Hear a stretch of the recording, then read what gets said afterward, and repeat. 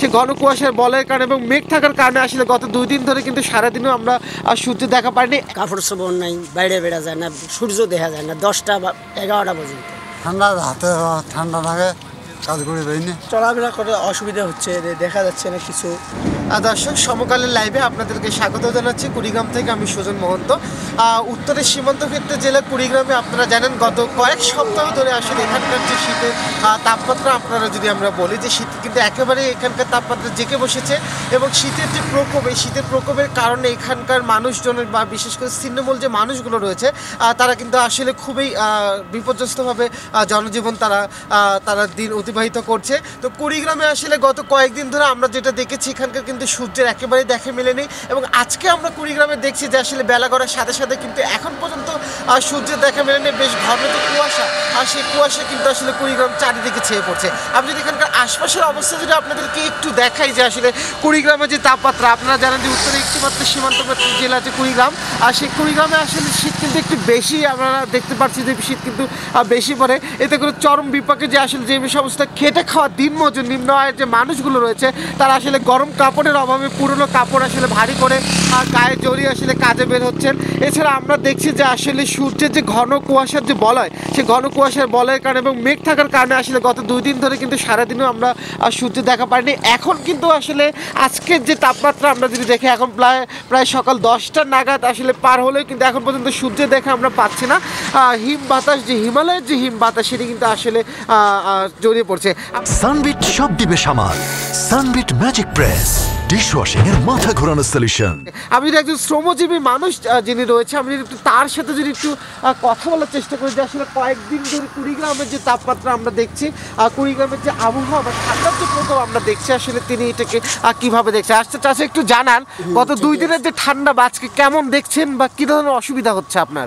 অসুবিধা আজ 2-3 দিন এতে খুবই, মনে করো সেই ঠান্ডায় কাপড় চোপড় নাই, বাইরে বেড়া যায় না, সূর্য দেখা যায় না 10টা বা 11টা পর্যন্ত। এই হিসেবে এখন আমরা খুব কাপড়ের খুব অভাবে আছি। মানে আর কি ধরনের অসুবিধা হচ্ছে আপনার ফসলের, কৃষি ফসল যা আছে, মনে করো শীতের কাপড় নাই, মুরব্বী মানুষ চলাফেরা খুব অসুবিধা আছে অনেক। তাতে কেমন দেখছেন আপনার জীবনে গত কয়েক মাসের তুলনায়? কয়েক মাসের তুলনায় এই যে কয়েকটা দিন গেল, এই মাস সামনে, এখন এটা সূর্য দেখা যায় না, 10-11টা পর্যন্ত সূর্য দেখা যায়, ঠান্ডায় বাইরে যায় না।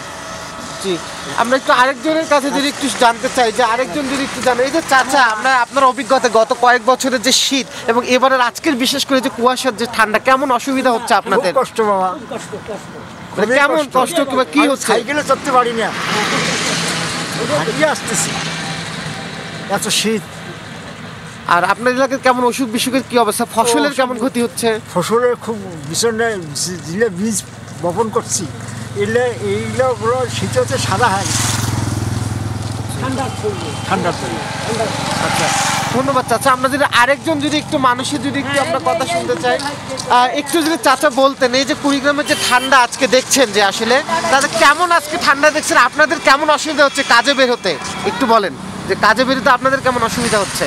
অসুবিধা মানে ভালো অসুবিধা, ঠান্ডা হচ্ছে। কেমন অসুবিধা হচ্ছে আপনাদের?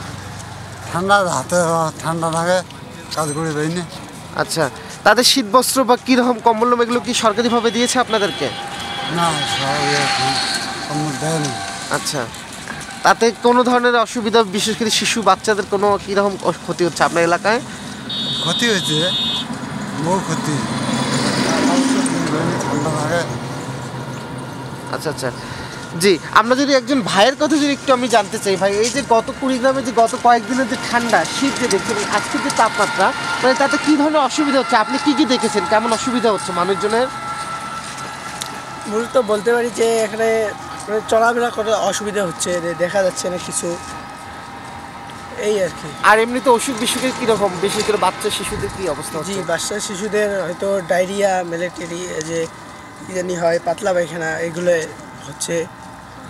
আর বৃদ্ধদের অসুবিধা হচ্ছে। যে আজকে সকাল থেকে এখন পর্যন্ত কি কি দেখলেন আপনি, এই ঠান্ডার যে কষ্ট মানুষের, কি কি দেখেছেন?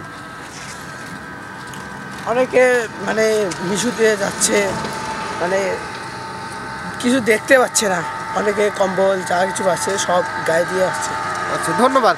তো আসলে যেমনটা দেখছিলেন দর্শক, যে কুড়িগ্রামের যে তাপমাত্রা, আমি এখানকার যে স্থানীয় আবহাওয়া অফিস রয়েছে কৃষি পর্যবেক্ষণাগার, তার কাছ থেকে যেটা জানতে পেরেছি আজকের যে আবহাওয়া তাপমাত্রা, আজকে কুড়িগ্রামের সর্বনিম্ন তাপমাত্রা 11.8 ডিগ্রি সেলসিয়াস রেকর্ড করা হয়েছে। পাশাপাশি এখানকার কর্মকর্তা যিনি জানাচ্ছেন যে আগামী 2-1 দিনের ভিতর কিন্তু আসলে এখানে মাঝারি ধরনের একটি 2টি থেকে 3টি কিন্তু শৈত্যপ্রবাহের কিন্তু একটি সম্ভাবনা রয়েছে। তো সব মিলে কুড়িগ্রামে আপনারা দেখছেন যে আসলে দিনের বেলাও প্রায় 10টা নাগাদ পার হলেও এখানকার মানুষজন আসলে হেডলাইট জ্বালিয়ে চলাচল করছে।